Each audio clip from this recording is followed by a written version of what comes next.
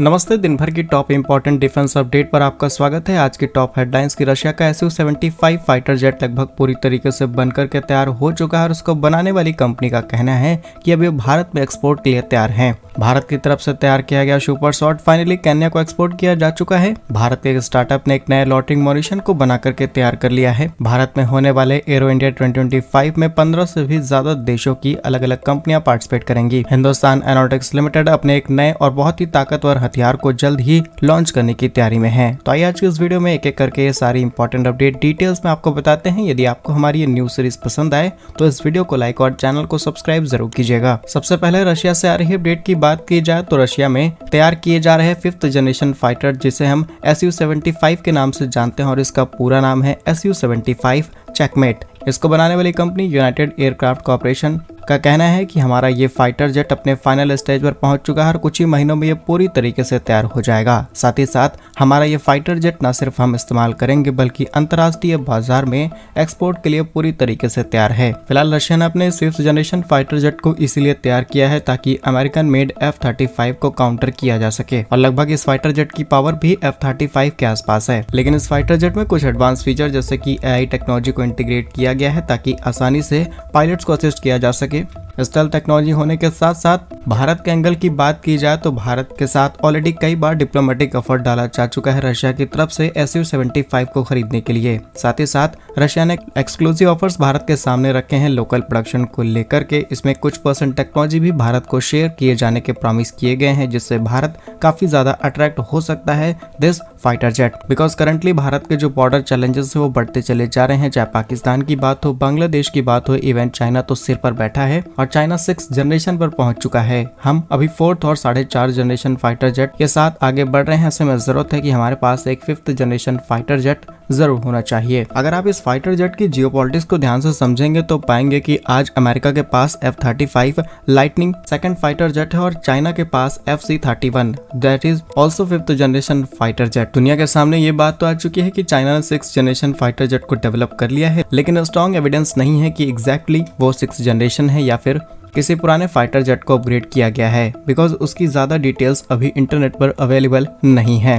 तो रशिया के Su-75 का इस्तेमाल करते हुए हम चाइना के FC-31 को आसानी से काउंटर कर सकते हैं। बाकी अगर रशिया अच्छे ऑफर्स भारत को देता है लोकल प्रोडक्शन को लेकर के तो डेफिनेटली भारत सरकार इस पर जरूर ध्यान देगी। आपके हिसाब से भारत को Su-75 की तरफ जाना चाहिए या फिर नहीं? कमेंट्स में यस और नो के साथ आंसर जरूर कीजिएगा। नेक्स्ट इंपॉर्टेंट अपडेट भारत के डिफेंस एक्सपोर्ट से सामने निकल के आ रही है, जहां पर भारत की company big bang solutions private limited की तरफ से फाइनली अपना वज्र सुपरसॉट सिस्टम सक्सेसफुली केन्या के डिफेंस मिनिस्ट्री को एक्सपोर्ट किया जा चुका है और इससे आप कह सकते हैं कि भारत का डिफेंस एक्सपोर्ट पोटेंशियल लगातार बढ़ता चला जा रहा है। साथ ही साथ जो हमारा मेक इन इंडिया मिशन है हम उसे भी ग्लोबल लेवल पर ले जा रहे हैं और इस एक्सपोर्ट से कई रास्ते खुलते हैं। जानकारी के लिए आपको बता दें कि इस तरीके की टेक्नोलॉजीज की डिमांड आज बहुत ज्यादा बढ़ चुकी है क्योंकि दुनिया में सबसे ज्यादा इस्तेमाल किए जाने वाला हथियार बन चुका है UAV। चाहे रशिया यूक्रेन की वॉर हो या फिर मिडिल ईस्ट में छिड़ा हुआ घमासान, सब जगह पर UAVs देखने को मिले हैं और ऐसे में UAVs को काउंटर करने के लिए भी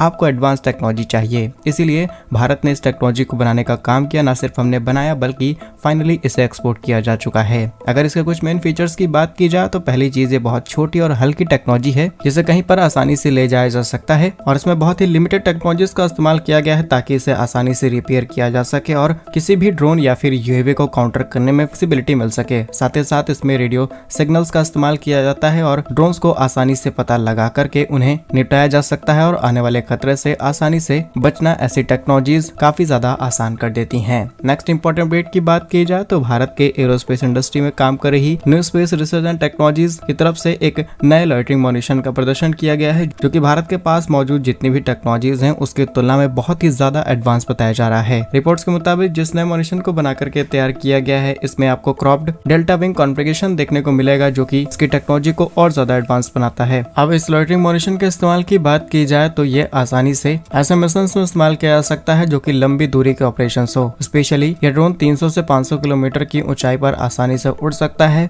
मार कर सकता है। सटीक हमलों के लिए ऐसी टेक्नोलॉजी का इस्तेमाल किया जाता है और पॉसिबिलिटीज आर वेरी हाई कि एरो इंडिया 2025 में लॉटरिंग मॉनिशन आपको देखने को मिल सकता है जिससे और भी ज्यादा डिटेल्स सामने निकल के आएंगे। फिलहाल फिलहाल के लिए इंटरनल रिपोर्ट्स आ चुकी हैं कि ये टेक्नोलॉजी भारत में तैयार की जा रही है। और इससे जुड़ी हुई कुछ इंपॉर्टेंट फैक्ट्स आपको बताएं तो आज के समय ये एक बहुत ही इंपॉर्टेंट एरियल वेपन बन चुका है। अलग अलग देशों ने हथियारों की तरह इसको बहुत बड़े स्केल पर इस्तेमाल करना शुरू कर दिया है और इसको आप अलग अलग नाम से जानते होंगे, जैसे कि सुसाइड ड्रोन, कामिकाजी ड्रोन्स और एक्सप्लोडिंग ड्रोन्स के नाम से इसे जाना जाता है। लेकिन ये किसी भी अनमैन्ड कॉम्बैट एरियल व्हीकल से काफी ज्यादा एडवांस है, बिकॉज इन्हें एक्यूरेटली हमला करने के लिए ही इस्तेमाल किया जाता है। तो ये भारत के लिए अच्छी बात है, जहां पर हम नई टेक्नोलॉजीज पर काम करना शुरू कर चुके हैं फ्यूचर को ध्यान में रखते हुए। Next important update arrow India 2025 से सामने निकल के आ रही है, जहां पर ये खबर सामने आ चुकी है कि दुनिया के कितने देशों से कौन कौन सी कंपनीज यहाँ पर पार्टिसिपेट करने वाली हैं। और सबसे बड़ी बात कि एरो इंडिया 2025 में 15 देशों की अलग अलग कंपनियां पार्टिसिपेट करेंगी, जिसमें फ्रांस सबसे आगे निकल चुका है।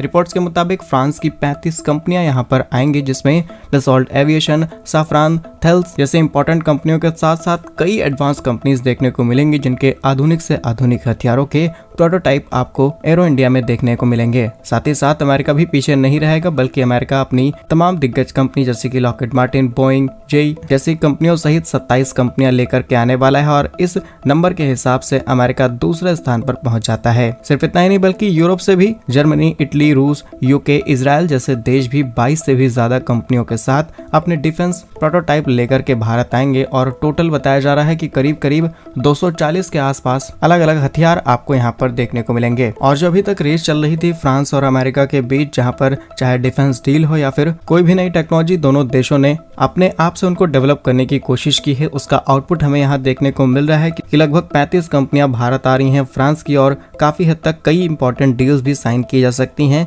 इस नए इवेंट से। बाकी इस पर आप क्या सोचते हैं कमेंट्स में जरूर बताइए। नेक्स्ट इंपॉर्टेंट अपडेट HAL यानी कि हिंदुस्तान एरोनॉटिक्स लिमिटेड से सामने निकल के आ रही है, जहां पर इनकी तरफ से तैयार किया गया Hindustan lead in fighter trainer को बनाने का काम कुछ समय बाद लगभग शुरू कर दिया जाएगा, क्योंकि ये एक ऐसा विमान है जो कि आसानी से ट्रेनिंग प्लेटफॉर्म पर भी इस्तेमाल किया जा सकता है, एज वेल हल्के लड़ाकू विमानों की तरह भी इस्तेमाल किया जा सकता है। इसे आप मल्टी रोल फाइटर ट्रेनर बोल सकते हैं। रिपोर्ट्स के मुताबिक इसके अंदर इलेक्ट्रॉनिकली स्कैन एरे का इस्तेमाल किया गया है, जो कि अपनी ताकत के दम पर कई लक्ष्यों को पता लगा सकता है, उन्हें निशाना बना सकता है और इसमें लगे हुए हथियार बहुत ही सटीक निशाना साधते हैं। आपको बता दें HAL की तरफ से तैयार किए जा रहे इस प्रोजेक्ट का जो प्राइस है इसको डिस्क्लोज नहीं किया गया है, लेकिन अंदाजा लगाया जा रहा है कि एक ऐसे ही हथियार की कीमत करीब करीब $42 मिलियन के आसपास हो सकती है, जो कि हमारी डोमेस्टिक डिमांड के हिसाब से तो ठीक है, लेकिन इसे हम इंटरनेशनली आसानी से एक्सपेंड कर सकते हैं। आप जानते होंगे कि भारत का डिफेंस एक्सपोर्ट लगातार बढ़ते चले जा रहा है, नए नए देशों को हम हथियार एक्सपोर्ट कर रहे हैं। ऐसे में अगर हम